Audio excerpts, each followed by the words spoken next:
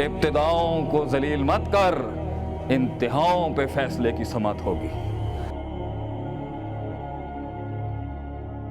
वो जिनकी पसलियां कमजोर थी,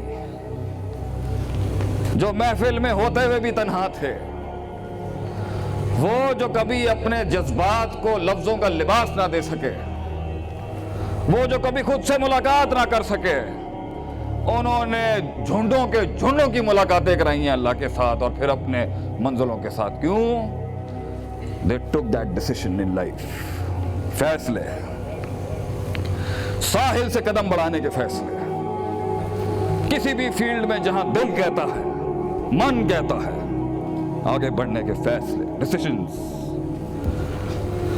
मगर वो पहला कदम है, वो पहला कदम है कुर्बान उन पहले कदमों के ऊपर। इसलिए तो कहते हैं इब्तिदाओं को जलील मत कर, इंतहाओं पे फैसले की समात होगी। इब्तिदाओं की बात ना कर, the lessons are learn from the endings. तो क्या हुआ अगर तेरी शुरुआत खराब है? क्या हुआ तेरी इब्तिदा नाकिस है?